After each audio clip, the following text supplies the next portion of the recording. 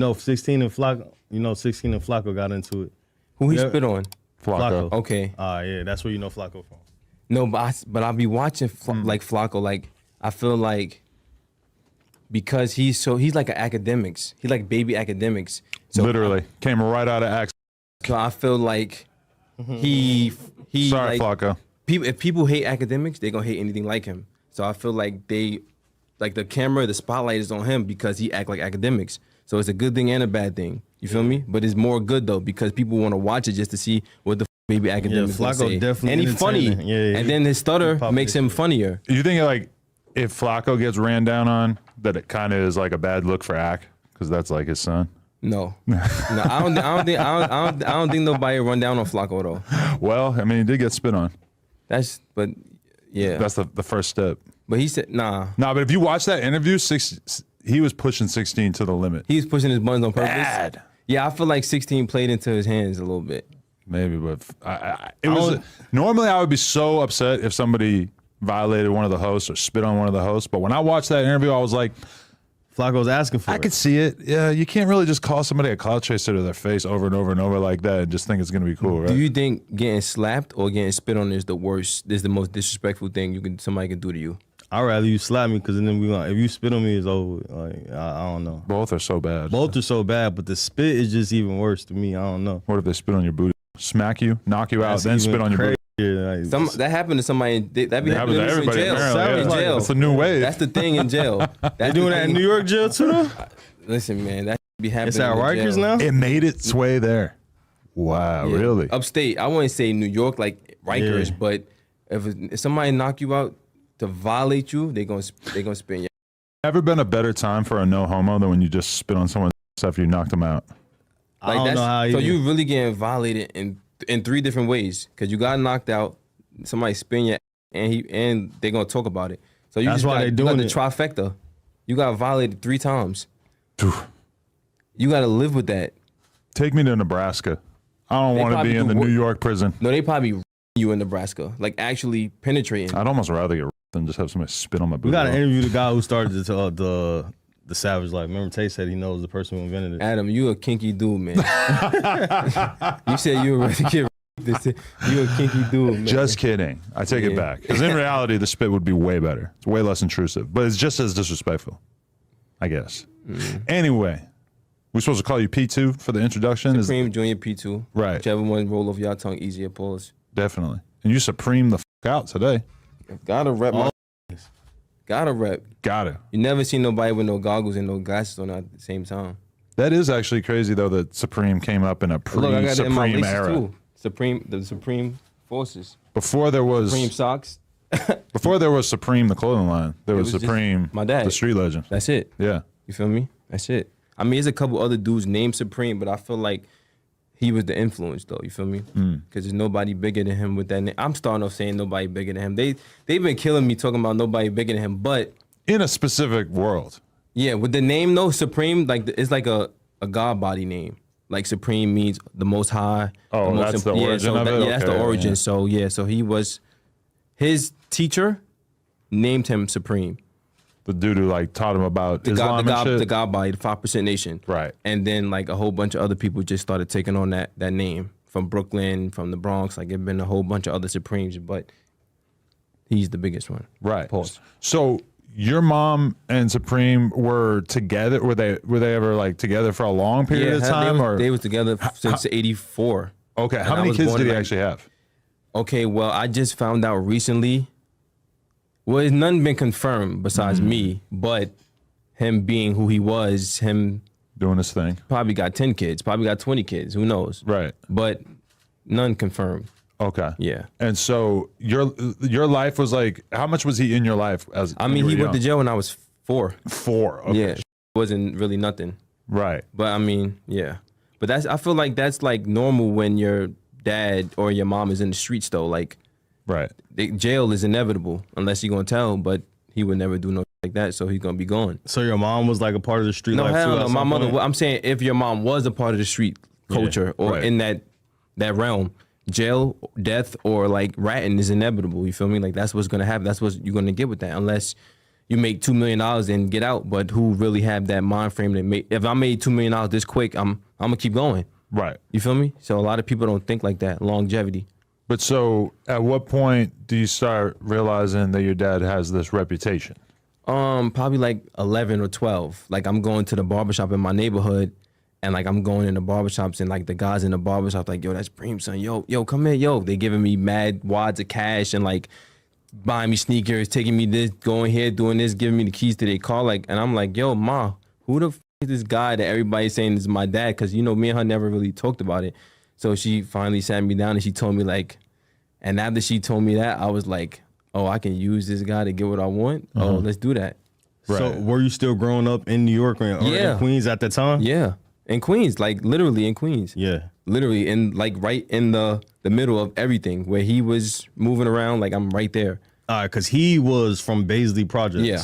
All right, so where is that? He lived in the houses across from the projects, but that's in South Jamaica, Queens though.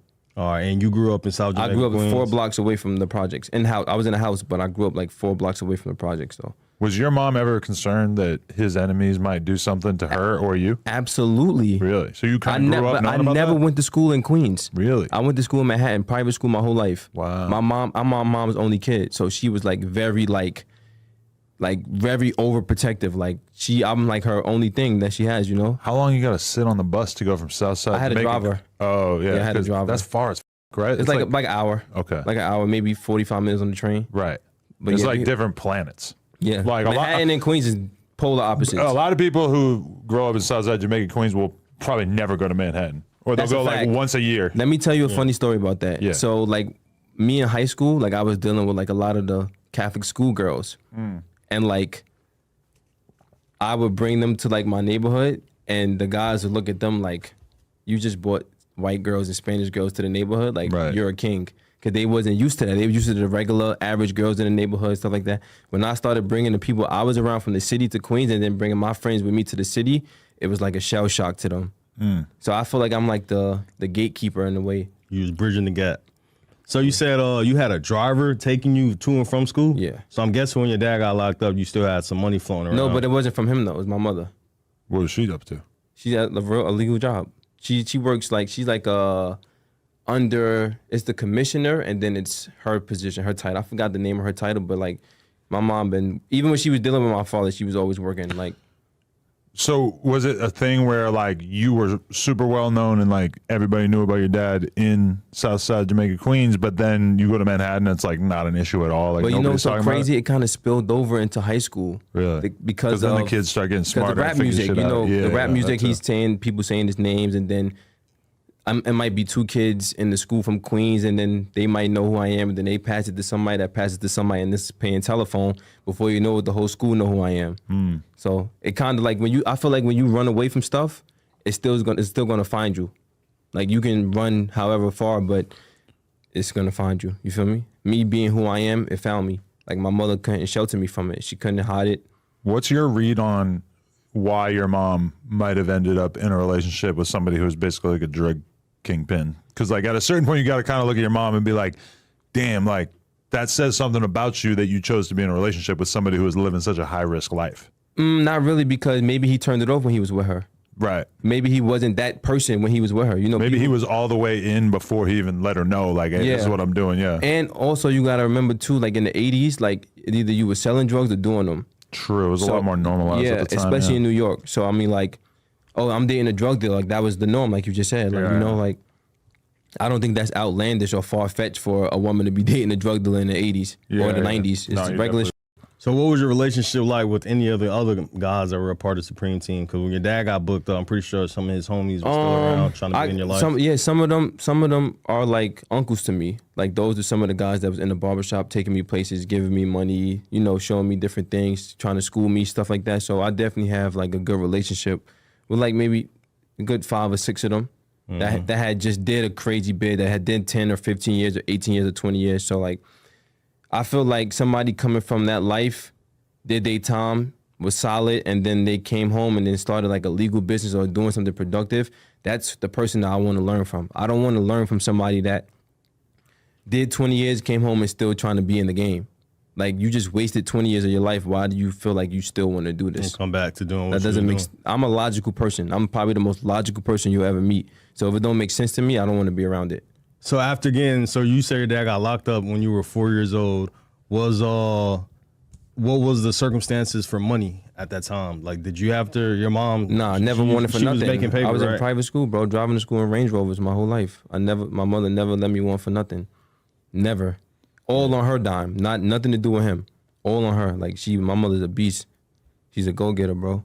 I feel like that's why a lot of people say I remind them of him until they meet my mom and they be like, yo, nah, you your mom's twin. You act like her, your work ethic, everything. But before they meet her, they say, yo, you your dad's twin. And then they meet her, they be like, okay, never mind. Right. And so what was your perspective on the streets? Because obviously you're growing up in an area, like you might be going to private school and stuff, but you're also meeting people. You're kind of in this area. You're probably like hearing all this shit. Is it something where you thought the streets were this cool ass thing that you wanted to get involved with? Or were you looking at some Hell yeah, shit? I thought it was cool to get involved in because I was a nerd. Like, I was playing baseball. I'm in Catholic school. You know, you always want to know what's the unknown. Right. Like, you always want to go explore the unknown. So I'm like, people telling me, yo, your pops is this, your pops is ill, yo, you got to be like him, you got to move. I'm like, you can't tell a 13, 14-year-old kid that shit because that shit going to get in his mental and he going to really want to pursue that. So I'm like, damn, let me go.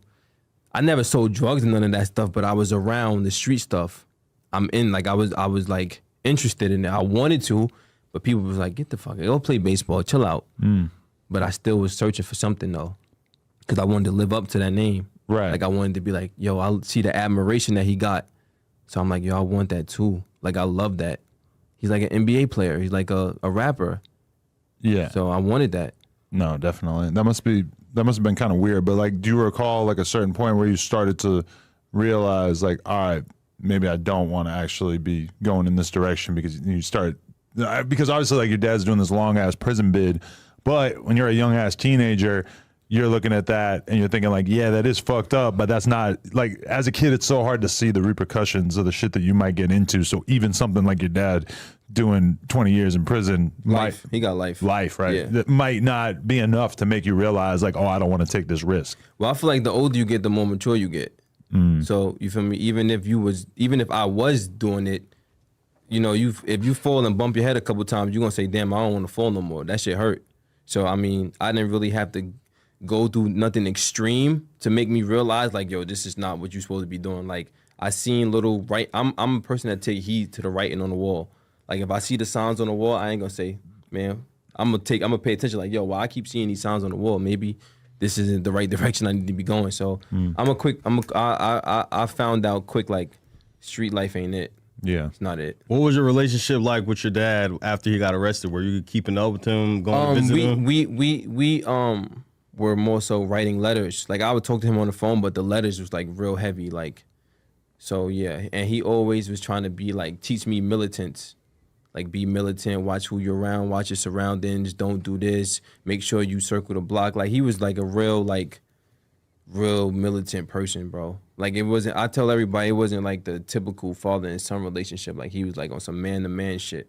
Like, he was trying to instill in me values that he knew at his age when I was a kid. So, like, I grew up a little bit different, a little bit more structured. Teenagers aren't structured, you feel me? And boys, they develop slower than a female. But I feel like I was more advanced and more structured because I had him and other male figures that was schooling me on what to do and what not to do. That was gonna be another question I had for you. So, like, did your mom like have another boyfriend after your dad got locked up? Did you have like another role model in your life, or? Nah, I never seen another guy. Really? And I joke with my mom, like, still to this day, like, yo, if he came home, you probably would like. She was like, boy, get out of here. But I know that though because like my mom, because why you didn't have another boyfriend? Right. You get what I'm saying? Like, she just gave up on. I wouldn't say gave up. Maybe she just hid it from me really well. Yeah. I can't speak on her personal life because it was her personal life. I wasn't, you feel me? But she never let me see that. But even now, if she was like dating, you would probably kind of figure it out at a certain point, right? Yeah, Like, at that's a some fact. point, it's gonna get serious enough with a guy that you end up having. Yeah, to meet but him, I right? ain't on no baby boy shit though. Like you see how baby boy was with his mother. Like he was like, I'm not. If you make my mother happy, like I don't. You feel me? Like Right. you don't have no relationship with me. I'm a grown ass man. I don't want no relationship with another man. Right. But make my mother happy. Do your job, and then we good, bro. You got my blessings. But I mean, I'm not a person that give you multiple chances. One chance, one thing you do wrong. But that, like what you're describing, I feel like is so uncommon now. But for the older generation, like I have known a lot of people throughout my life who the mom maybe gets divorced when she's 30, 35 and just never really gets into another relationship after that. Like they just kind of look at it as like they never wanted to get divorced in the first place, but remarrying or dating, like I don't know, it's just like there's different like cultural stigmas around. My mom is a loner. Like she's comfortable in her own skin being by herself. Like she has a lot of friends. She's an introvert and an extrovert at the same time. Like she has a lot of friends. She's the life of the party. She go out, she chill, but she thoroughly enjoys being by herself. Right. Like she doesn't mind being by herself. So she probably didn't feel like she needed another person. And going through something like that with him, she probably was traumatized. Like I ain't doing this shit no more. Like word. And it's like if you've kind of been to the top of the animal kingdom, Exactly. it's got to be kind of weird to go down. That's after, like right? with Kim Kardashian. Like how you go from Kanye to Pete Davidson. Like Right. how you drop off that much. But at least Pete Davidson is a millionaire. He's super famous, and yeah, I mean, like those things. Like it's that comparison to Ye. You can't leave Ye though. That Ye is like Ye. yeah, but Ye is also out of his fucking mind Pete, at so this is Pete. point. Pete is too though. Yeah, you might be right, but but in general, like her dating a Foot Locker manager would have blown my fucking mind. Her Yeah. dating like a guy who's on SNL every week, it's like okay, yeah, I'm not. But that maybe, surprised. but then again, you gotta look at it from like, okay, maybe me being at the top of the totem pole didn't work, so let me go to the bottom and see if that might work for me. Right. Females think weird, bro. Like you Yeah. can never pinpoint something with a female because their brain just is like crazy. right. All right, so Definitely. when we talk Supreme Team, everybody, we have to mention this guy, 50 Cent. 50 is Go ahead, finish. 50 names comes up every time we talk about Supreme because they had like this. Yeah. They were their like, you know what I'm saying, arch nemesis, rivals or whatever. All right, so how old are you now? 28. So what age were you when you first started hearing about 50 Cent? You were born in '95. Yeah. 50 blows up in in 03. 2022 or 2002. Sorry, yeah, 03. That so time yeah, period. 8 years old, and I was a fan. Like, That's how what- can you not be? Like, I'm not a liar. I'm not gonna get on nobody's camera or nobody's screen and lie. Like, he was the biggest. I'm from Queens. I'm from New York. He's the biggest thing moving. Like, I was a fan. Like, I had. But remember, I told y'all I found out about who my dad was when I was like 12, 11, 12, 13. So one of those ages. you were a 50 fan for a while before you That's even what I'm. figured That's out. what I was about to say. Like, Yeah. yo, I had posters of this guy. Like, I knew every word to every song. Like, my mother used to buy me the G-Unit sneakers. Was wearing the do-rags. Like, that was like, he was the person. I was a fan. You didn't have the wife beaters with the striped I had colored all that. sleeves. I had all that. No. The G-Unit tank tops. The The tank G-Unit tops. tank top. I had all I had that. the shoes. I never had the tank top. Like, Yeah. bro, I'm telling you, like, I had his poster, bro. Yeah. Like, and then, like, could you imagine, like, me going through that shell shock? Like, me finding out my dad is, like, his arch. I'm like, yo. So how did you find out? Like, what's the day like? I was like, all right, I can't mean- fuck with 50 no more because of You said, how did I find out? What made me feel that way? what made you feel like you can't be a fan, or how did you even find out? Yeah, how did you find out? How did I find out about their situation? I'm like Through the music, right? Do the people in the neighborhood, like people telling me, people put me on, like Because if you keep listening to 50 Cent, you go back to his older stuff, you're gonna start like actually hearing tales and Yeah. like hearing your dad's name that's a and fact. shit. Yeah, That's a fact. I wouldn't even necessarily say I'm not a fan anymore. Like, I mean, his music ain't good now, but like like a couple years ago, like maybe 2016, 2000. I don't have a problem with listening. I know how to separate the person from the art form. Right. His music, he went diamond twice. Like he doesn't make bad music. You feel me? But that I'm a fan of his music. I don't have to be a fan of him. I'm not saying I hate him either, because a lot of people always be like, "Yo, you hate 50? That's your op." I can't. I'm 28. He's 40 something years old. How can that be my op? That's not my op.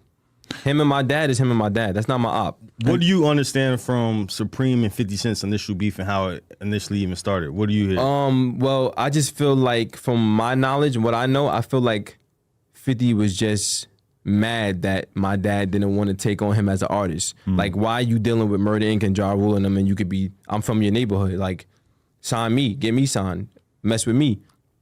And my dad was with them. My dad's loyal, so he's gonna be with the people. He's gonna stay with the people he always been with. So I guess 50 was like, you know what? I'm gonna show you that I'm better than them, and I'm gonna murder them too while I'm doing it. I want to prove to you like you should have been dealing with me the whole time.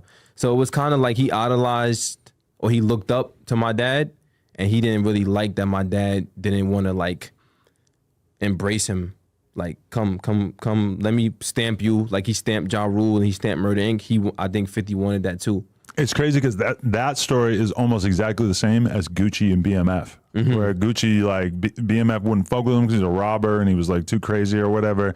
So then Gucci basically says, like, all right, fuck y'all, and does his own thing. And then they tried to kill him, which is also something I want to bring up, is that allegedly at one point your dad dropped that bag on 52, which must have been kind of weird for you as a kid to even figure out, like, oh, my dad is, like, allegedly capable of such things. But that's why you use the word allegedly. Right. So it's not we can never really prove yeah. it, but I mean, I feel like I don't really base anything that I do of gossip or like chirps about something. Like where does it say that he was the one that did it? I don't even think that's like a thing. I think people just came up with that own conclusion on their own.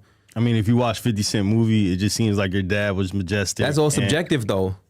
You feel me? That's all subjective. Like, it's not proven. But do you really think your dad wouldn't be capable of putting money on somebody's head? Because to me, it seems pretty obvious that was the kind of thing that he probably did do at times. I don't think so. Really? I don't think so. I feel like if you're that deep in the drug game at a certain point, like if I was going to become a guy who's buying and distributing kilos of cocaine, at a certain point, if somebody robs you, you got to be ready to kill him. Or pay somebody else to kill him. But I feel like it's some people that was in that life that's more diplomatic than others. Right. So I feel like if you know how to carry yourself and you know how to talk to people and people just respect you off, you know, how you carry yourself, you might not need to push the button on them. But I feel like nothing gets respect like violence. Like if you're going to be in that world where violence is how things are resolved, at a certain point, you don't become King Von unless you make it clear that you're down to do some fucking drills. Yeah, you know? Yeah, that's true. That's true. But so if you was in the streets, you think you would drop a bag on somebody? For sure. I think most street people probably do shit like that, right? Or they do it themselves. They only don't do it themselves when they get too famous to do it. I don't think I would agree with that. But the more we learn about rappers, whether it's Boosie or Youngboy or whoever, at a certain point, you start realizing, like, oh, once dudes get big enough, if they're really in the street shit, they start dropping bags on people. Let me ask you this. What about if you know how they say your reputation precedes you? Yeah. So what if people think that you do that and then they'll like start that domino effect and now people are even scared to even test you because they think that you would do that? Then all the better. If I'm a gangster, you get what I'm saying? And people are saying that I dropped the bag on somebody, I'm gonna let them say it no matter what, even if it's not true, because that shit is just gonna make you more feared and respected, right? And that might have been his case. People might have just respect. First of all, he did his time because this is not his first bid that he did. He been, you know, he did bids before. So if they like, okay, this guy, he did his time. He never told on nobody, and he's like maybe have the capabilities of doing that. Let's not even fuck with this guy. Right. I think 50 was probably like the only person that even attempted to like go against or like speak out or like say any ill things towards him. Right. I never heard that because people loved him and they respected him. Like he was doing basketball tournaments in the neighborhood. He was giving families money. He was a generous person. So I feel like that's when Nori be like, is it better to be loved or respected or something like that? Like, I feel like it's better to be respected. And people forget, though, but the main thing that people would hate on 54 when he first came out was because of songs like Ghetto Quran that basically took all this old-ass street shit and put it into the music and told stories about your pops and whoever else, and people would call him a snitch for that, and 50's response was always, there are books out there that have all this information in it, so you can't say that I'm a snitch when all this shit is publicly available, which is another conversation we still see playing out all the time, where somebody like J Mane will come on here and say, I saw Tay Savage shoot at so-and-so, and then people call him a snitch, and then he says, well, look at this YouTube video and this YouTube video that have 300,000 views that have the same exact shit that I just talked about. But just because it's already out there don't mean you got to say it either. True. If it's already out there, why do you have to say it? People already know. So I feel like if you add fuel to the fire, you just as guilty. Right. You get so that's the fine line between snitching, dry snitching, and just shutting the fuck up. So you do feel like Ghetto Quran was dry snitching? I didn't say that. No, I'm asking. Me personally, no. But the people who was in the song, they don't want to be talked about. They not entertainers. They street people. So you saying their names in songs, like, what if they still active? Or what if they trying to change their life? What if they in church now? What if they, like...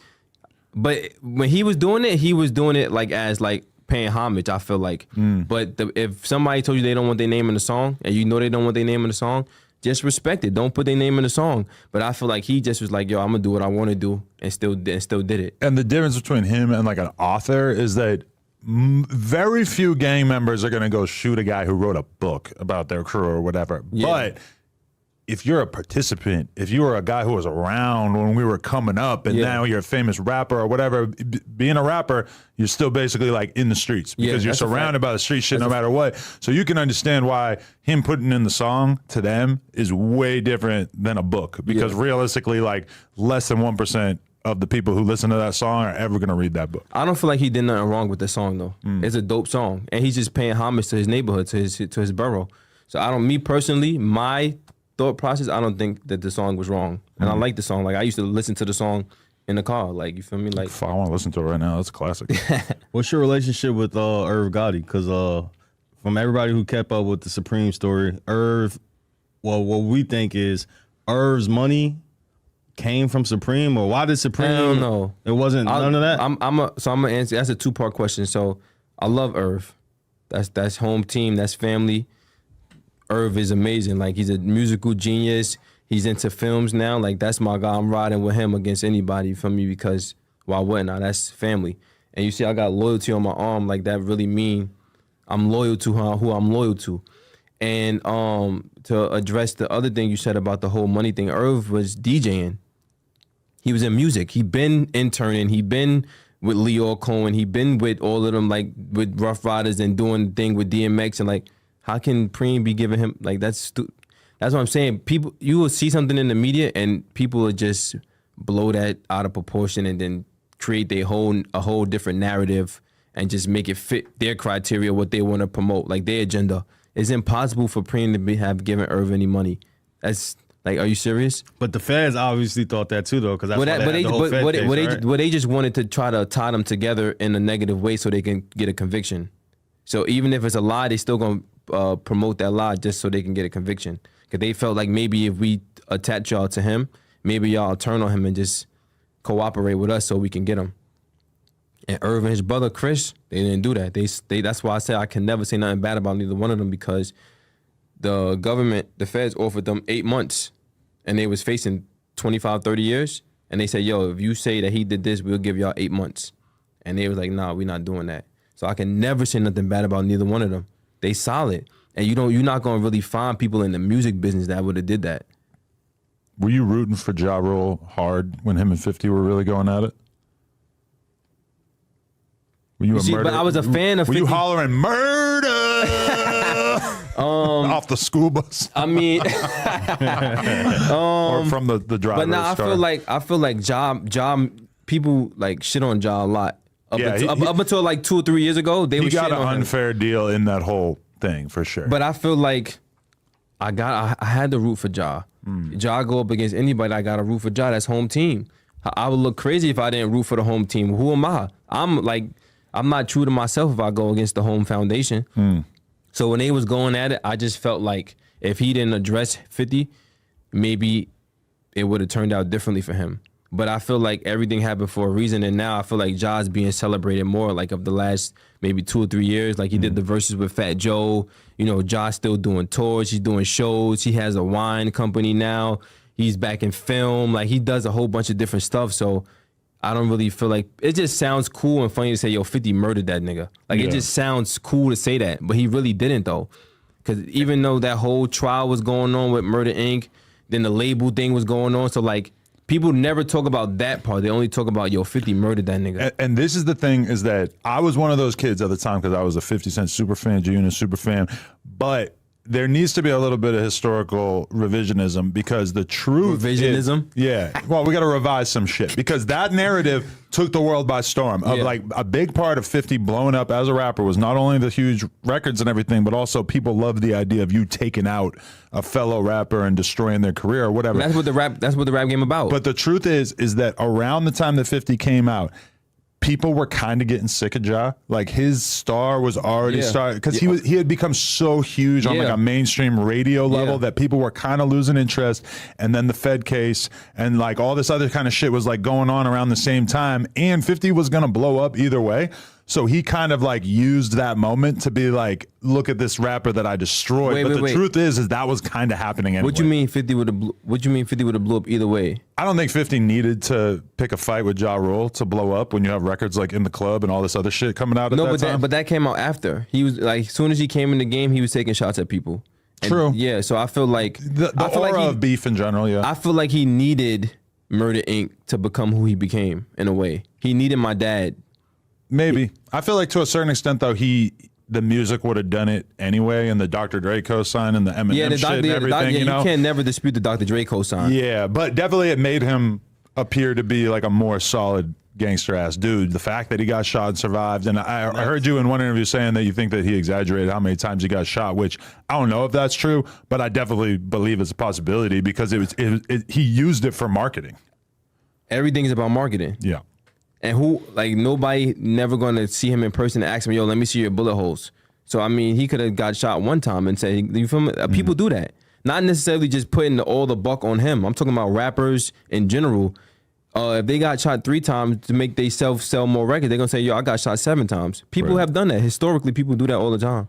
So, I mean, who are we to confirm or deny what happened? But if you really want to think about how fucked up rap is, think about the fact that it used to be that if a rapper got shot, that was enough for their whole next album, etc. Like that made that was you the rollout. gangster. That was the rollout. Now, if you get shot, nobody even really cares, and you basically have to be like a killer or an ex-killer in order to get like that kind of interest. Or from go people. to jail and beat your case and come home. Right. Yeah, something like But it's crazy that you gotta go to jail or shoot somebody or kill people to be like sell records. People don't care about the music anymore. It's not just about the art. It's about what comes with it. I mean, Lil TJ got shot a whole shitload of times, and it's not like he turned into 50 Cent where everybody was like, oh my God, he's so gangster or whatever. But I feel like getting shot now is more normalized than it was back then. Totally, yeah. You feel me? Which is wild. Which is crazy because Biggie and Tupac happened. They actually died from that. So you would think that it was worse back then, but I think that it's normal now. Like, oh, he got shot. Okay, did he die? Okay, all right, whatever. That's nothing. Right, people move on. Yeah, move on in 3 days. Yeah, it's crazy how things change, right? So, all right. So, what was your thoughts on recently? I know you had to see the paperwork that zipped it with the drip drop. With apparently they saying that Bimmy might have been an informant. He did a Math Hoffa interview denying it, which I still have to watch. You didn't watch it yet? I didn't see it yet. Have you seen any of his rebuttals? Bimmy's rebuttals on the internet? Are they convincing? No. I mean, really? No. I mean, like at the end of the day, I feel like you don't have to address everything that people say about you. You get what I'm saying? And then they say, oh, if you don't, a rumor that's not denied becomes the truth or something like that. But that's not true. I mean, at the end of the day, I feel like Zip did what he needed to do. And I thought it was hilarious, actually.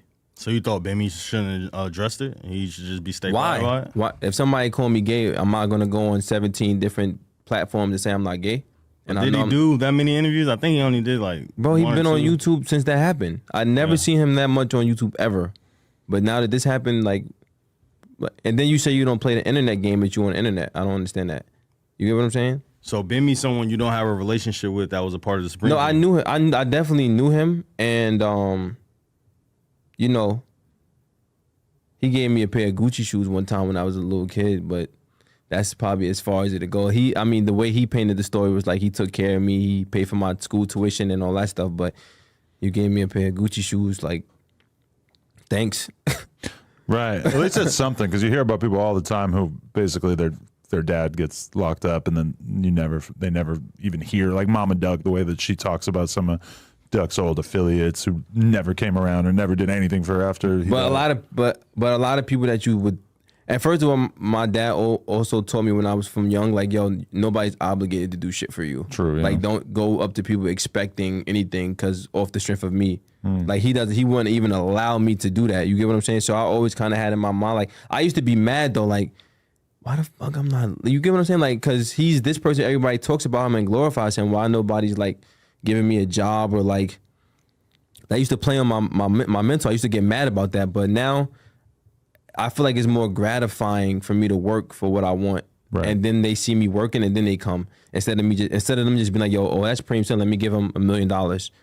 Even though that would be cool, I'm not saying don't do that to anybody that wants to do that, but like I can work for it. You feel me? Like I don't have an issue working, and that's what I say. I get that from my mom. The work ethic is from her. Like I don't mind going to Cali to do no jumper, then going to fucking Atlanta to do another interview, and then coming back to New York to do. I don't mind doing that. I like the work. I like the journey. It's a weird position for you to be in because it's like on one hand you don't want to make your whole existence predicated on your dad, which you really didn't have anything to do with, like all the stuff that he did before you were born and shit. But then at the same time, you do want to like use anything you got. It's like if you're a hot girl, you're gonna use the fact that you're hot and you got big ass titties and a big ass. You're gonna use. I feel like whatever cards you was dealt in your life, you're supposed to use them. Right. You can't get your hand and say, no, I don't want this. I'm gonna turn it in. Right. No, I got dealt these cards. I'm gonna use them. Like that's not me being an opportunist. That's not me. No, I didn't tell God, yo, I want to be Preem son. That it happened that way, so I'm gonna use it to my advantage. And if people don't agree with that, I mean, I don't give a fuck if you don't agree with it. So it's more not like you don't feel obligated to keep the name alive. It's more just like just working your move. You know, he hates that shit though. Really? Like he's like, yo, bro, like you don't need to keep my name alive. Like, make your name. You get what I'm saying? But I'm trying to explain to him, like, yo, you don't understand the internet. Like, me being on the internet could actually help you. You get what I'm saying? But he's like from that era where there was no internet, there was no pictures, they didn't floss anything. Like he's from that era, but he just doesn't get this era. So you know, a son trying to explain something to their father, it's kind of hard. When he's been and like me, away. yeah, like he's like, I'm not trying to hear nothing you saying. Get off the internet. Stop trolling. Stop arguing with people on the internet. Stop. But I'm like, yo, like you don't understand. Like this is how we can make money now. What kind of life does he want for you? Like he told me one time, like he had got mad at me one time. And he's like, yo, go work at the fucking post office or go be a garbage man. Like why you want to be on the internet? But I can't even be mad at him because he doesn't understand the internet. Like I can make $1 million on the internet and help you come home. He could have been a garbage man too.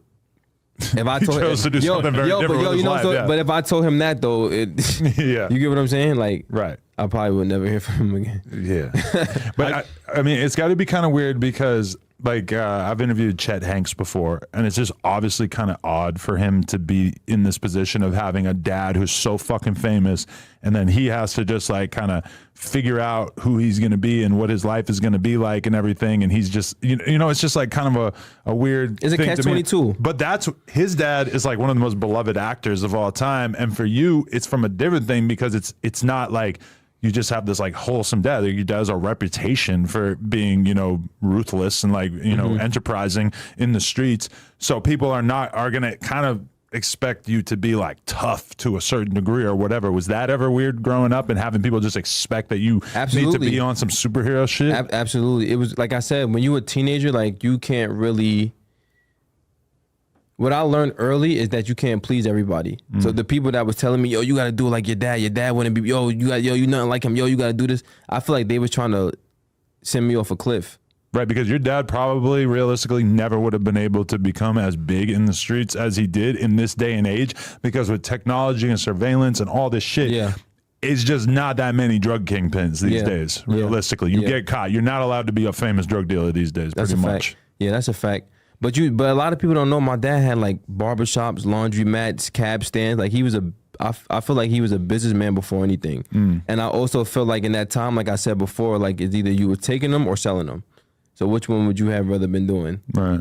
Well, you probably would have wanted to take them too though. I took a lot of drugs in my life, so yeah. But you was either taking them or selling them or a family member was on them. So I feel like when the environment that you grow up in, you a product of your environment. So I mean, what are you supposed to do? And it's also weird where during the 80s, maybe certain crimes would only get you a couple years or get you less than 5 years type shit. And then all of a sudden it's 2022. And if they catch you with fucking bricks of cocaine in your trunk, You're going to get life. yeah, you're getting thrown in jail for a long ass time. Unless you tell.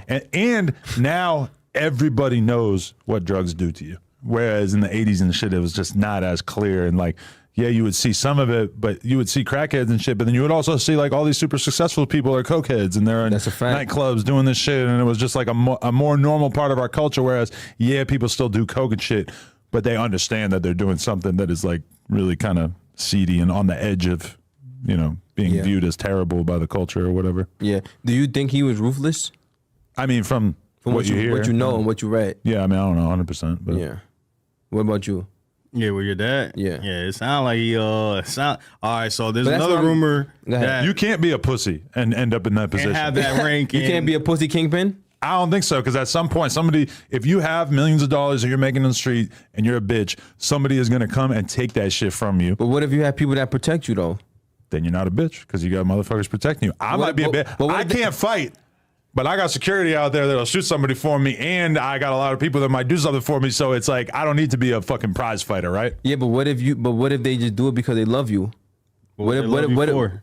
I'm still paying being a the good- bills. for being- It's still part of my organization. He pays them. At one point, a human being becomes bigger than just himself if you're Yeah. able to build up an organization around you or whatever. And that's what happened with him. Yeah. He just became big because he was able to. You feel me? But I don't feel like that's necessarily mean that he was ruthless, though. I mean, you also hear stories that he's probably the one that was involved with Jam Master Jay getting killed. Or No, I think they found the people that did that, or what allegedly, or whatever like that. People have been already like convicted, or they fighting their case for that. I think. Like I don't. But you heard the rumors that it was connected to your dad. Like I know. I mean, I feel like I feel like they want to put everything bad that happens in Queens and connect it to him in a way. And I don't know why I think that's an agenda that they're just trying to push. Like if something happened to an older guy in Queens, like, oh yeah, he might have did it, or his cousin might have did it, or his nephew might have did it. Like that's just what they want to promote, just because who else can we say did it? The rumor was because Jam Master Jay is the one that actually discovered 50 Cent, and he played a part in 50 Cent career actually being. But when 50 was with Jam Master Jay, I don't even think he was lit. Like nobody knew Before that, yeah. It was like the first person who helped him in his career, right? Yeah, but but like I know people that helped me 10 years ago. It didn't really. I'm more lit now than I was when they tried to. You feel me? Like just because Jam Master Jay helped him with a record deal that didn't even amount to anything, you think that this guy is gonna. That's people think life is a fucking movie. Like that's a movie script that we're reading right now. It's not like that's not even realistic. But it is crazy to think that if you became Lil Baby, you know, then everybody who helped you throughout your career that has stories about you early on in your career before you became this crazy superstar are going to be doing fucking interviews on platforms telling regular ass stories about, yeah, one time I seen him and he was falling down drunk outside the club looking like a bozo. Exactly. And that, if you're Lil Baby and somebody's got a story about you from back in the day like that, it's huge. You know, that's like you're getting an interview off telling that story, which is kind of crazy. Yeah. I mean, and everybody wants to be famous. Fame is like the most severe drug. So if I got a story about Adam or I got a story about you, and I don't think nobody heard it, I can even, if the story is 4% true and the other 96% is just me adding shit into it, I'm gonna say that story online and go viral. Everybody wants a viral moment. Everybody wants fame. Everybody wants clout, and like that's just what it is right now. You get what I'm saying? I never even thought about this before, and I don't want to give anybody any ideas, but that is true, is that there are people that whoop my ass 10, 15, 20 years ago, and if they were to do a fucking interview with some shitty-ass platform and tell that story, they might get 100,000 views from just talking about beating me up when I was 19. And you know what they're going to do after that? They're going to start a YouTube channel. And then they monetizing whooping your ass. Damn. So you just gave probably 7 people an idea just now. I hope they don't see this episode, yeah. So you never been like a fighter. I would have fun with it. No, I grew up fighting all the fucking time. I just can objectively kind of look at myself now and be like, yeah, you ain't exactly fucking Brock Lesnar out here, buddy. Yeah. Yeah. Type shit. More of John Jones. What's your beef with 50 Cent's son, Marquise? Yo, you know what's so funny? I don't think I'm ever going to be able to get away from Marquise or 50. Like the questions, what's Marquise up to these days? I never see him. I haven't thought about that name in years. I feel like I keep him relevant in a way. Not even trying to be funny, but I feel like I keep him relevant. All right, 'Cause well, nobody was talking about him. But Everybody needs an op. that's not really my op though. I just feel Right. like, you know, we was young kids. We took a picture. We took the picture. It was blown out of proportion. I was trolling because I seen how viral. I just said everybody want a viral moment. It was going viral on somebody else's page. I'm like, no, I want some of that traction on my page. I reposted it, and it just took a life of its own.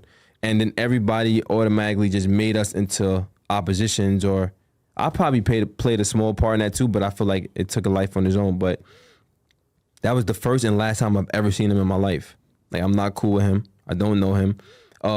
We had got an opportunity presented to us to fight, do a celebrity boxing match, and I DM'd him. And that's what the DMs was about. Yeah, I did. Yeah, like, come on, he talking about I'm fanned out, bro. Nobody knows you. Who are you? Yeah, you 50 Cent. Okay, what else? I'm Preem Son. I'm not gonna be. I didn't even know you, guy. You're not on the internet. How would I know you? So he tried to say, oh, you was fanned out. You want to take a picture. You was DMing me your number, bro. I don't want to be cool with you. I don't like men. You feel me? But he tried to spin it. So I'm like, okay, you tried to spin it based off what? Like, what were you trying to do? Like, you was trying to get clout. You was trying to go viral. Because why would you spin it as if that happened? And you know that's not how it happened. Because how the fuck would I know who you are? At 19 years old, 18, I don't know who you are, bro. We was in a club. We was drunk. Yo, a guy said, yo, take this picture, y'all two. He knew who both of us was. Wait, so when you took the picture, you're saying you didn't even know that was 50 Cent's son? I did not know who that was. It was another guy I was with. I'm clapped. You feel me? We having a good time. We drunk. He like, yo, come take this picture. We took the picture, and then that was that. Neither one of us knew who each other was, bro. You get what I'm saying? Yeah, that's hard to believe, not gonna lie. Like, damn, there's no way. So y'all living in the same area, y'all got the... Well, he's from Long Island. I'm from Queens. I don't be in Long Island. You feel me? Both y'all, you know what I'm saying? There's a huge famous movie about 50 Cent and his dad. Marquise wasn't in the movie, though. But just the lore around it just would be hard to believe. Like, damn, both of y'all didn't know anything about each other at all? Nah, we didn't, bro. We still don't know nothing about each other. I seen you got a lot of backlash for taking the pictures, though. Like, what was the backlash? The backlash was because I was trolling. And people felt like I was trying to separate a father and a son. And I'm like, yo, I have nothing to do with separation. Like, they would been separated. It's the mother. It's Marquis' mother. It has nothing to do with me. I couldn't fuck up the relationship or help repair it. You get what I'm saying? But now in hindsight, like 50 and Marquis' relationship, like, I understand it a little bit more. I'm looking at Marquise's Instagram right now, and yeah, he's like talking about how he doesn't have his dad's phone number and like can't talk to him. Yeah, so like you crying out for help. That's pretty crazy. He's a Twitch streamer too. But did you know that before you Googled it? No, I just saw that now. Yeah, like, I haven't thought about him besides like knowing his name like 20 years ago type shit. And then after that, when was the last time you seen him? I mean, I haven't he thought went about viral him recently for complaining about his dad not giving him. And then the money. time before that was the picture with me and him. Yeah. So I mean, like, why wouldn't you want to do a celebrity boxing match with me for $50K for 3 rounds, 20 minutes, $50K? Why not? There's another boxing match that was supposed to happen too with Drew and Paparazzi Poe, which is also Who's like that? You know, Paparazzi Poe, Apple's son. Like, you got the Supreme son, 50 Cent son, Apple's son. What if I told you that wasn't Apple's son? What if I told you that? I've heard that before, but what do you know? That's not his son. Apple went online and said, this is not my son. I don't even know who his mom is. Really? Yeah. So, I mean, like I said, everybody wants a viral moment. Everybody wants to be famous. Fame is a hell of a drug. I might have to eat some loops and do my homework on that one. Yeah. That's not his son. Well, we got to dig deeper. I've asked him about that personally because after we did an interview on No Jumper, he sent me pictures of him with Apple, I believe, at a young age, just to clarify that. You seen those pictures? I think I do. You think? I think I have it in my DMs. I want you to show me. I'll show you after. But he sent me pictures to show that that's his father for real. I asked him about it.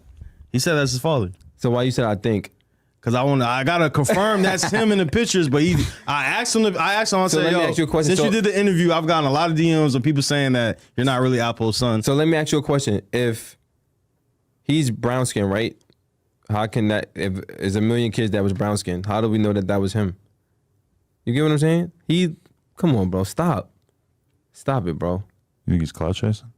Do I think? I mean, who can confirm or deny it? I mean, it'd be a wild thing to make up, but I haven't. Haven't you seen people do some wild shit? You've been true. in the industry a long time. I'm sure you've seen some wild off the wall shit before. That is true. So I mean, Then I think about Paparazzi Poe just slamming the rakes. He was putting on a whole show on here, man. He's a very animated yeah, guy. but yeah. But we were supposed to do a boxing match too. Yeah. Where y'all relationship formed at? Where you know him from? You know what's so crazy? You're the one who cut him? Hell no. Hell no. Where you know him from? How do I know him? I know him like he's one of those people that like he just be everywhere because he doesn't have a house. So he'll be in like 7 different areas, and then I might know somebody that knows him, and then we hear it's social media era like. But I met him, one of my people that I used to affiliate with, or not affiliate, I don't want to sound like no gang shit. One of the people I used to be cool with was cool with him. And like, I never really met him in person. Like, we'll be on the phone, we'll talk, we'll text maybe once or twice in our life. But I seen what type of person he was early. So I'm like, yeah, I don't want to be around this guy. Like, he has like a black cloud over him for some reason. So I'm like, yeah, I'll pass. But he posted a picture, like a split screen picture with me, 50, my dad, and Marquise, and 16 shot him. Seen that picture, and that's how I got cool with 16 shot him. Me and 16 shot him, then did mad pause. He interviewed me. I say content together. That sounds crazy. No, it's all right. He interviewed me like 3 times, and me and him, like, you feel me? Like, if you go on 16 shot him page, he got the Supreme shirt on that I made because he did On the Radar. I told him to come with me On the Radar, and he came, and I put him on, like, me and him cool, like, you feel me? And me and him did a couple interviews, but that was because Poe posted me on his page. So he kind of helped me in a way, I guess. Right. Indirectly, I'm pretty sure he probably didn't want to help me. Any but clout is good clout. He was trolling. He posted the picture, and then, you feel me? Took a life of his own, like a lot of this shit do. I seen somewhere where you said that your dad is bigger than Big Meech. Yeah.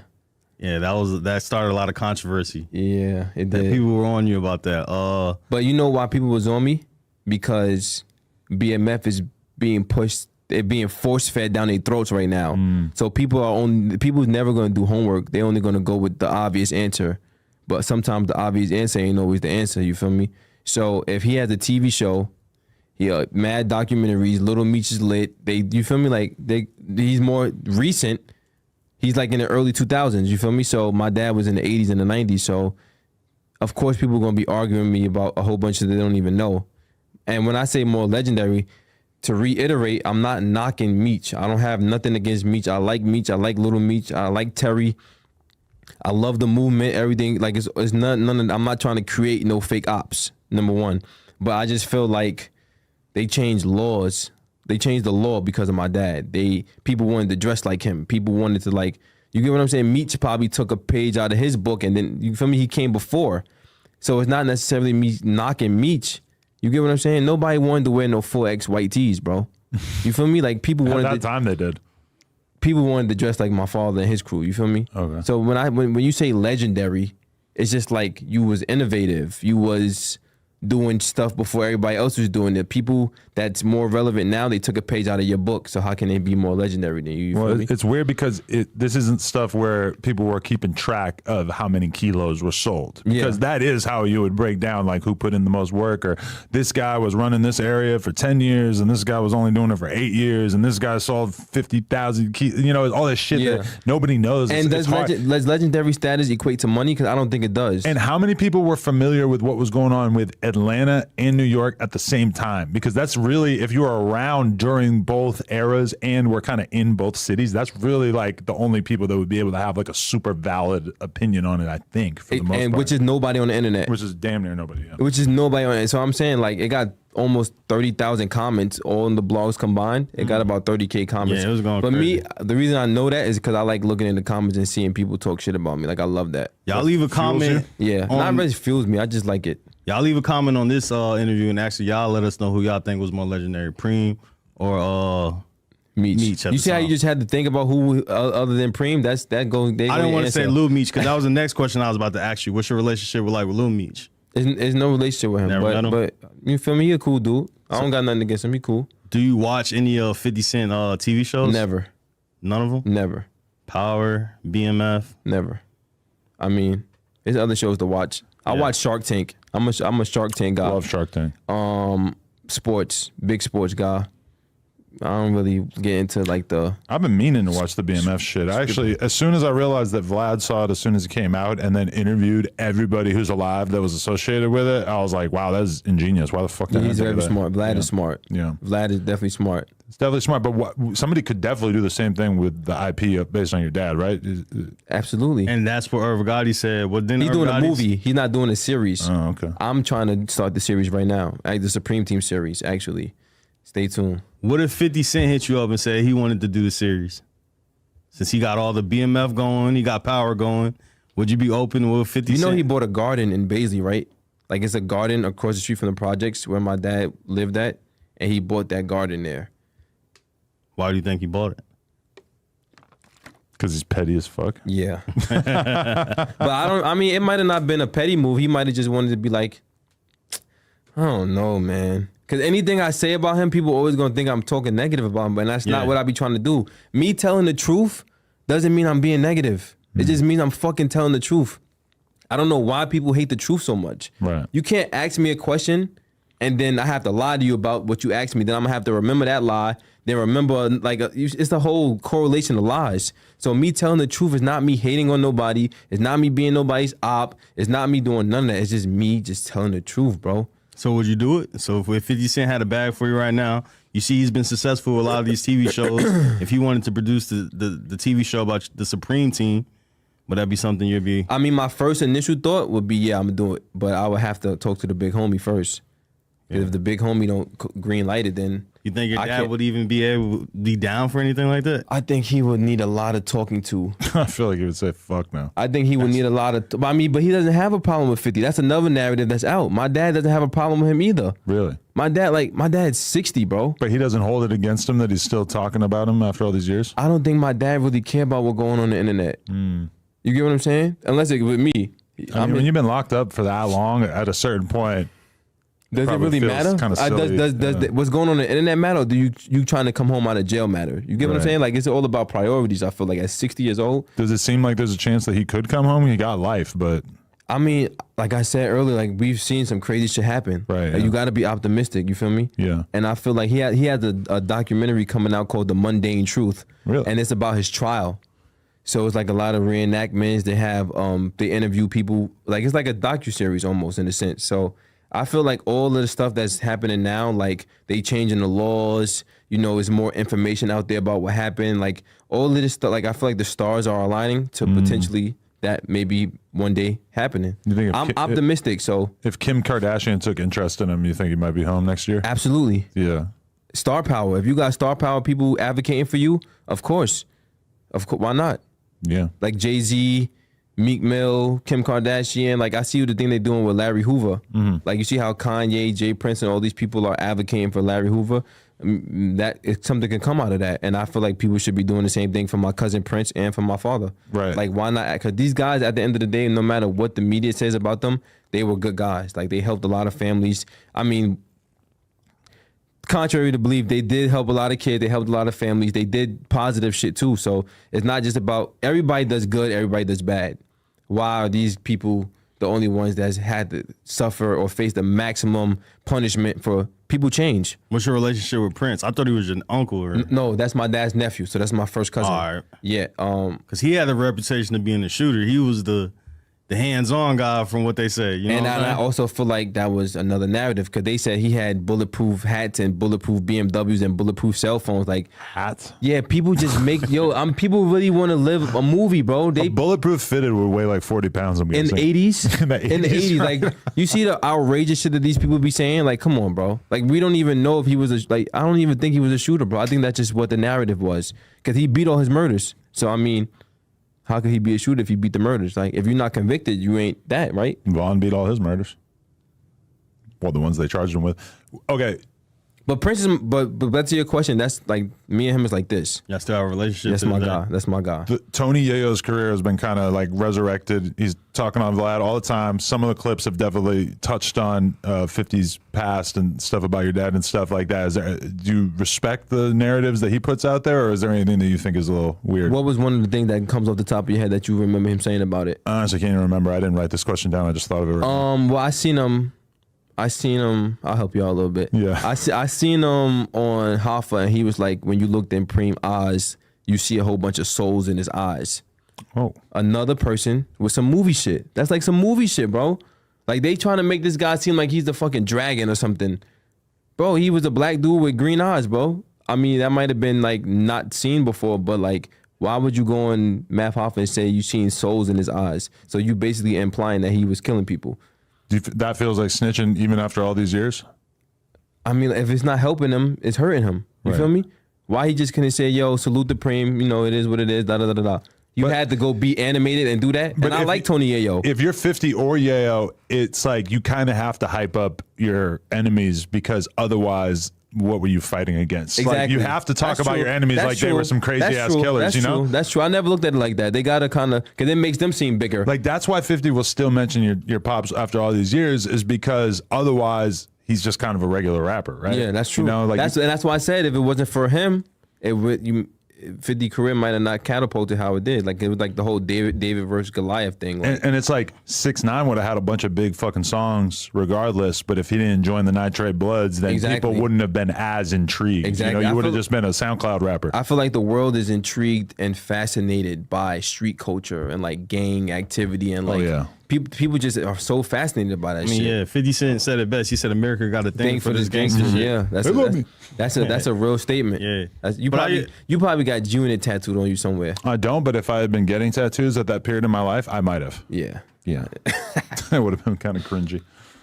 Oh, what about Baisley Projects now? Is it gentrified or is it still? Hell no.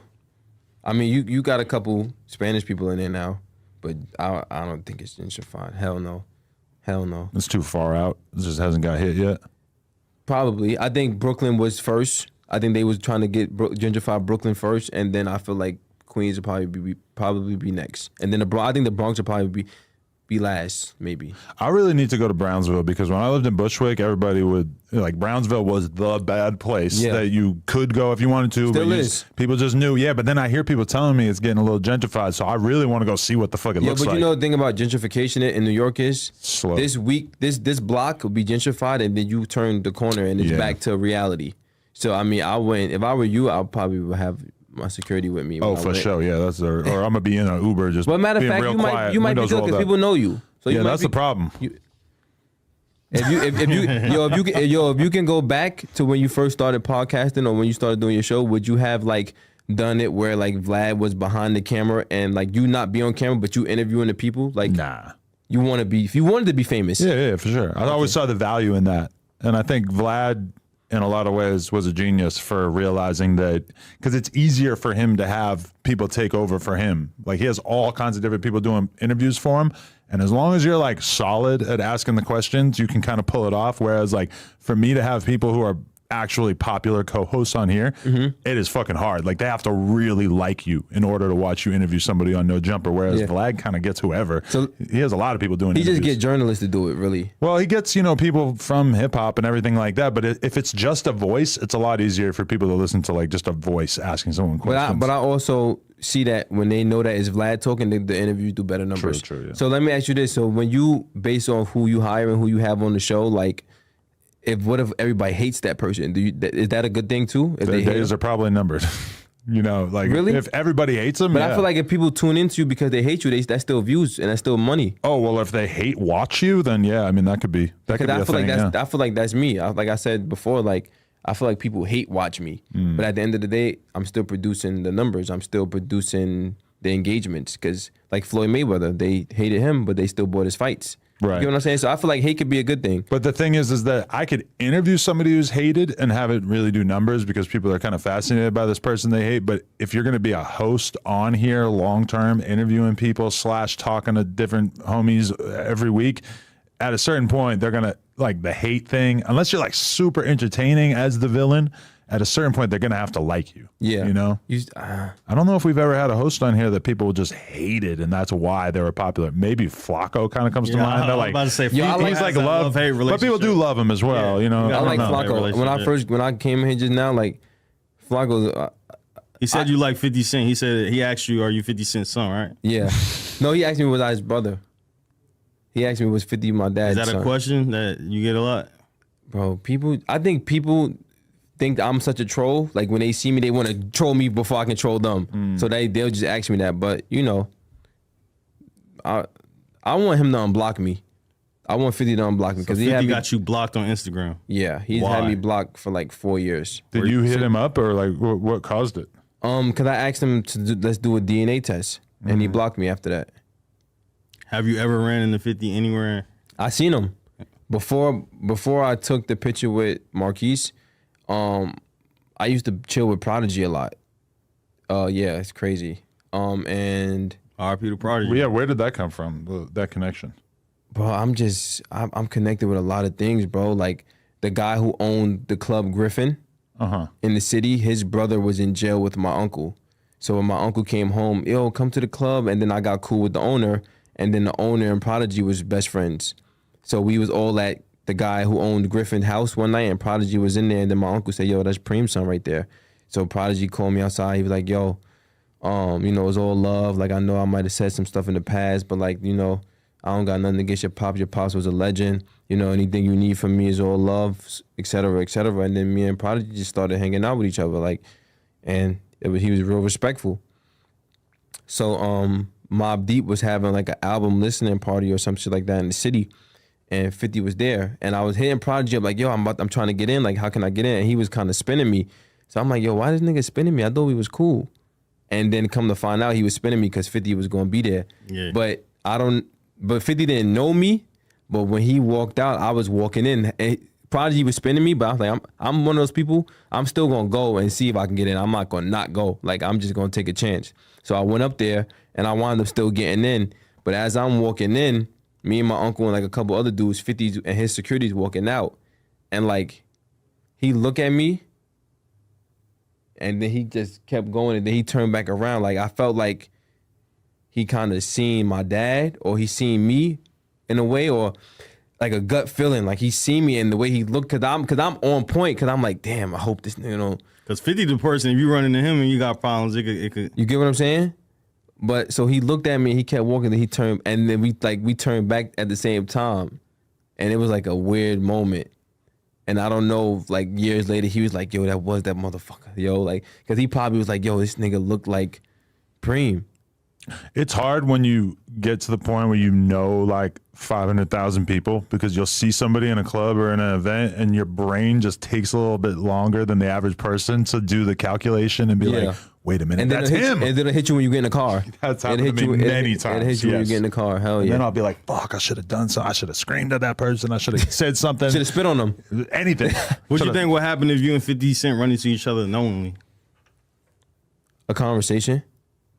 Cause I don't have a problem with him. I would want to have a sit down with him where it's just me and him. There's nobody around. There's none of his goons around. None of my goons around.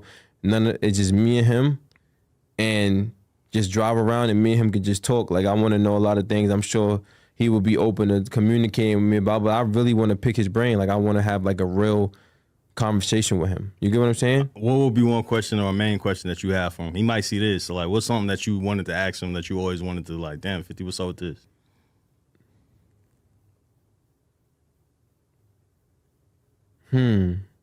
What would be one question I would want to ask him? Does he love Preem? Like, do you love Preem? Do you got love for him? That would be definitely one of the things. Because I think he does. Like, I don't think he hate Preem. I think he got love for Preem. But me saying that, what would be the reason you have love for this person? Was it because of this? Was it because of that? Was like, what it, like, I would love, like, that's on my bucket list, actually. Like, for me and him to, like, have a real conversation. Like, and it's just me and him. Like, I don't want no cameras around. I just want to talk to him and see what happens. I feel like 50 is someone where if, like, he is, like, I heard you mention the 48 Laws of Power in another interview. I feel like 50 has probably read that book more than like anybody else in the rap game. Because he probably read that shit a million times. When I look at somebody like the way he handled his situation with Buck, when it says in the 48 Laws of Power, like, when you destroy completely. That's a fact. I mean, he has not let up on Buck for the past 20 fucking years, and he probably never will. And I feel like that's the same 50 Cent who, because he hates your dad, might never want to have anything, never have a conversation with you. Like he was just eternally hate the whole bloodline. You don't think he would have? Maybe he would, but I would not be surprised if he wouldn't, because I also feel like he's just. But hate and love is the same thing. Hate it or love it, the underdog's on top. And just I'm to going throw to it out shine there, me until my heart stop. 50 Cent did actually write the 50 Laws of Power, like Robert Greene and him he did, collab. he did. I think he put me in one of his added books. 2 more laws. He put me in one of his books. Really? Yeah. And he was talking about Marquise, and he was like, yeah, Kyle McGriff or some shit like that. I think he put me in one of his books. But me personally, I think that, you know, sometimes people get caught up in, like, when you are an actor and you do a role and you become that role, then you almost forget that you acting, or you almost forget that you're just playing a role for the time being. So I think that he had to, like, kind of like stay in war mode, and he kind of lost himself a little bit, because I really don't think he hate my father. I don't think so. I feel like 50 is still connected to the part of himself that basically didn't get any support from the neighborhood. He got a chip on his shoulder. Yeah, and I don't think he's eager to let that go. I feel like to him that's like, nah, that's who I am. I hate those motherfuckers. If you was a person that had gained and obtained so much success in your life, would you still be talking about your old foes? Or I still am, yeah. In fact, I am. oh wow, oh my god, I've made it further than I ever thought I would in my whole life. But a couple of months ago, there was a dude who I had a fist fight with in 2008, and it was like some shit where he was in the wrong, but he came up to me in a public place and decided he wanted to fight me. Really? And this motherfucker died. He killed himself a couple months ago, and I didn't really say too much about it, but I would describe the way I felt as like somewhat overjoyed when I heard about it. from somebody dying. Fuck him. Yes, he's a piece of shit. But if And he deserved more death.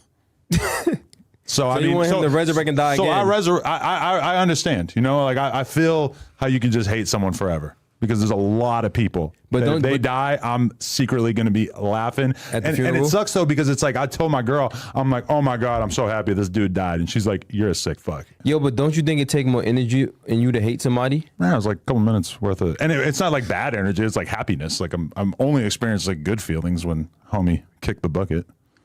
You like death? Like, are you scared of death? I'm not really worried about it. I would feel bad for my kid. Personally, I'm not too committed to being here forever. Yeah. I'm 40, so it's gone. I'm done. What's your thoughts on like the New York drill scene? What's going on right now in New York? I feel like it's that's tricky, man, because I feel like it's trendy. I feel like every couple of years in rap is always a trend that happens, and then it'll be trendy, and then it'll like leave. So I feel like get your money while you can get it now, but like it's just crazy because the stuff that they putting in the songs is really what they doing, and I feel like you're not smarter than that. Like you actually putting the shit that you actually currently doing right now in the songs, and then like, you know, like I don't know, but I mean, like, get your money, man. Make your music, get your money, do whatever is going to provide for you and your family, but just be smart about it.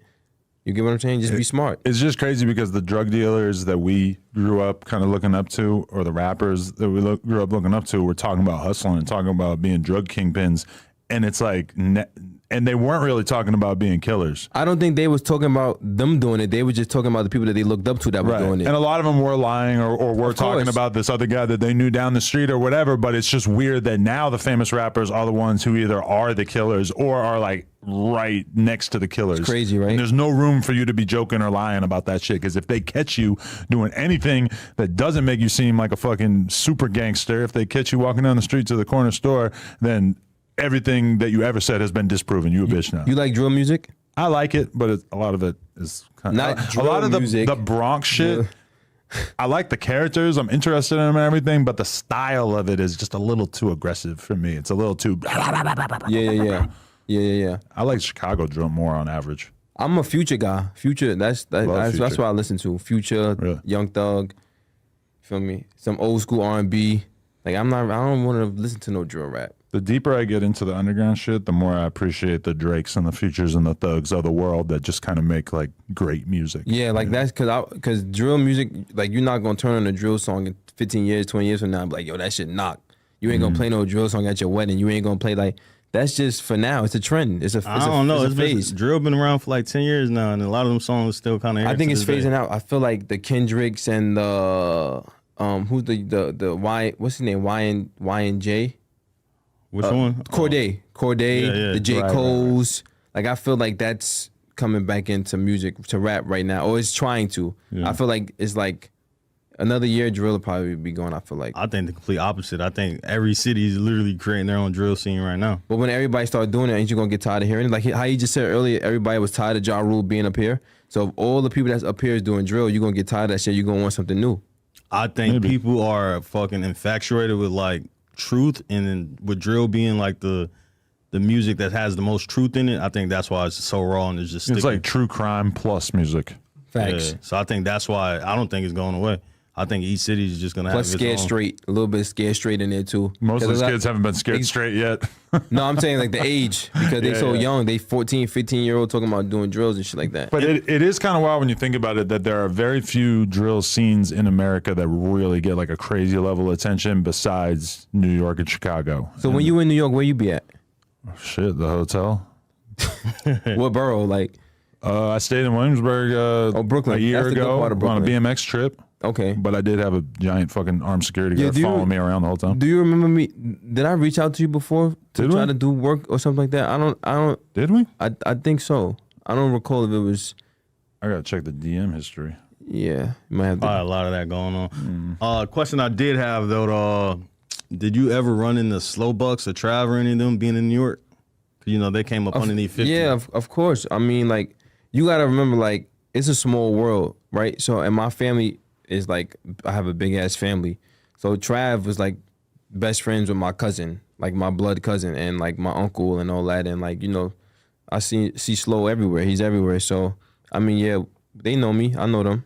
Yeah. How do you think about 50 Cent and Slow Bucks falling out? Remember the famous chain situation with Slow Bucks hopped on stage. I think it was at Summer Jam. And then 50 Cent is, well, not 50 Cent, but yeah, Slow Bucks got jumped and the chain got took on stage while 50 was performing. How you feel about that? I feel like if you a chess player, you're gonna play chess. And I feel like him going on the stage wasn't a chess move. You get what I'm saying? Like that's just what it boils down to. Like you tried somebody and it got dealt with. Like you feel me? But I feel like Slow is a person that is able to navigate through the industry and he knows how to stay relevant and he's a creative person. Do you think that because honestly, I feel like that actually hurt the clothing brand. Like at one point, the clothing brand was kind of doing this shit, but ever since then, I think it kind of. But he's selling $500 hats now too. You get what I'm saying? So how much did it really hurt the clothing brand? Yeah. Like it might have hurt it for a time or a particular moment in time, but like if you're able to go through the storm and then still be standing once the storm is over, that just shows or gives a testament to who you are. But yeah, you know, I feel like if I got any issue with anybody, I had words with anybody, like I'm not, if I see you, we got to get down, like we got to get to it. Like I'm not going to go on your stage while you're performing, like that was in chess. You feel me? Like if you beefing with Joe Blow and then you see Joe Blow performing, are you going to go on his stage while he's performing if you know something just happened with you guys on the internet? Probably not, no. It's not smart. That was, like, I don't know what drug a person has to be on to do something like that. But I mean, to be fair, they did grow up together, so it wasn't like a total beef. If you grew up with somebody, you know their temperament and you know that what they're capable of, what they're not capable of. So I'm sure he's seen this guy act in that manner with other people. So you already know what he's capable of. So why would even put yourself in that you get what situation? I'm saying? If you make your bed, you gotta lay in it. That's just what it is. That's life. I made my bed with certain shit that I did. I gotta deal with it. I gotta lay in it. You get what I'm saying? So it's your father said he hates you being on the internet, but you obviously don't have any plans on. He didn't say he hated me being on the internet. He said he hated me trolling and arguing with people about stupid shit on the internet, which is basically what I always do anyway. But so what are you looking to achieve from being on the internet? Well, I just well, it'll probably take into effect in like another 3 weeks, but I just signed a deal with the NFT company, a Black Girl Baby NFT company, is like promoting like the black women of the world, like putting them on a pedestal, like they're understanding their story and their triumph and all that stuff. So I just did an NFT deal with Black Girl Babies that'll be dropping in April 2024. You gotta be a true believer to still be doing NFT business at this point. And I feel like now is the perfect time of doing it. Sometimes when nobody's doing something, that's when you should do it. Like when it's oversaturated, then you feel me, you can hit or miss. Yeah. But now that nobody's talking about it and it's like past, I feel like it can make like up to $20 million. I know this guy who I've been to his house and he has just NFTs just hanging on the wall, and I know for a fact that they're all totally worthless now. And it's But who's to say in 10, I think about it all the time. who's to say in 10 months that it might not be worth $1 million? Yeah, Feel me? it could, but at a certain point when the founders of the NFT seem like they've given up on it, then it's kind of like, oh, okay, there's almost nothing that could happen. Well, they said the same thing about rap music. They said rap music wasn't going to be anything, or that is dying down, and now is the #1 genre of music. So we can't predict the future. That's true. So just because something is seem like is on a decline right now, Yeah. doesn't mean that, you feel me? In 2 years it might not come back. Like, yeah, that's with stocks. That's with what your investments. That's with crypto. That's with anything. Like, one day it might just plummet, and then people sell their shares or they'll get out of it, and then the shit will go. You get what I'm saying? Like, give or take. Yeah, I feel that. So what plans you got for the future? Like, So besides the NFT thing that I'm doing with the Black Girl Babies, I got the Rich in the Hood podcast that I'm doing. I started my podcast interviewing like the street figures of New York and like the most notorious people in New York. But I'm getting out of that realm where I just want to interview street figures. I want to interview like NBA players, because I have a relationship with all these people I'm interviewing. NBA players, football players, actors, rappers. Like, I want it to be an all-encompassing podcast, but I just feel like, you know, some of the street figure stories are so fascinating. Like, even though my dad is who he is, like, I'm still fascinated from other people's stories and what they've done in their life and their success stories, and then they fall from glory and then they back trying to do whatever they're trying to do now. So, but I want to get away from just focusing on just that. Like, I don't want to be marginalized and just put into a box. So I'm doing everybody. And I have a lot of relationships that you would be shocked that I have. And I'm just going to get everybody on the show. where can they find your podcast at? On YouTube. Type in Rich in the Hood, and it's simple as that. It's spelled, it sounds just how it's spelled. Rich in the Hood is in my bio. It's lit, bro. I'm doing the clothes. Fashion is my #1 thing. I love fashion. Like, that's what I really want to do. I want to direct porn. That's one of my other things I want to do. You got to get with my boy Adam right here, man. Yeah, I want to directing porn and fashion is the two worlds that I want to be. I don't even want to be like a podcast. Like, I do, but on my priority list is directing porn and then fashion world. Music was never anything that you tried Music to was pursue? probably fourth. Not me rapping, but me like own. I wanted to be like Birdman or like Slim. Like, I wanted to be like the owners, and then if I wanted to rap, I had somebody write my shit, and I'm so fly I can just spit the bars type of thing. Like a Diddy. That's what I wanted to be. But definitely directing porn. Definitely. How would you direct the porn? What would you say? I mean, I don't even feel like I gotta do, like, if I'm hiring people that's professionals, I don't feel like I could just, my camera angles is basically what the clip should be. Like, I don't really feel like I have to say, oh, do this for that long, do this for that long, because they already know what they're doing. I just want to be the guy that's filming it behind the camera. The directors in porn that I've heard about that are really iconic or like known for what they do, I've heard about it, and they'll be like, okay, eat her pussy. Now jam your face in her pussy. Yeah, now lift her leg over her Yeah. head or whatever. And Yeah. I've kind of always wanted to do that, but every time that I've ever been on set for Plug Talk stuff that I was basically like paying the filmer and having the talent or whatever, I've always like thought about it, but then like when I'm in the room, I feel like my presence makes the guy nervous. Yeah. And so I've had this experience a bunch of times where the dude couldn't get hard, so I kind of stopped hanging out while people were banging. Try to keep my distance and Yeah. shit. I would want to, me directing it, I would just want to do like BBW scenes with people. Like, I want to direct the BBW porn. That's what you're into? Yeah. Nice. Yeah, I think I am into. Shout out to all my thick sisters out there. You know, yeah. I type in, when I watch porn sometimes, I type in BBW Latinas and Pogs. I still haven't gone full BBW. Have you done BBW scenes? Well, back in the day, I used to fuck fat chicks off Craigslist just for the hell of it, but no, not on camera. But when I was in Vegas for the AVN Awards, a few different chicks came up to me that were large, and they made it clear to me that they wanted to be my first BBW. So And what happened? I just haven't done it yet, but I would like to do it. Yeah, like, I think BBW Latinas and Pogs is like my favorite two genres. Yeah. So you don't like black women? That's my third favorite genre. Dear Lord. That's my third favorite genre. Shout out to my black queens out there. Absolutely. A Black Girl Babies, man. Yeah. But that's not porn world, though. That's something positive. Two different sets of That's priorities. the NFT, right? All right. So, Hell yeah. P2, Appreciate you. Thank you for coming through. Thank you. Great conversation. Yo, Adam, you know I've been hitting you up for years. No, I'm fucking with you. No, but I just looked at our DMs and you sent me a music video link in 2021, but that I never opened the DM and that was my first time looking at it. So. Okay, got but you. I just followed you. So got you. If you don't follow me back, I'm gonna be hurt. I'm not Hollywood. I'm down to earth, man. Thank you.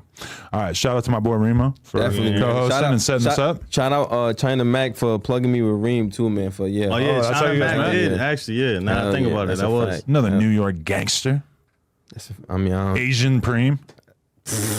You down? The Asian Supreme team. That's gonna be the new thing. Oh, that's a great idea.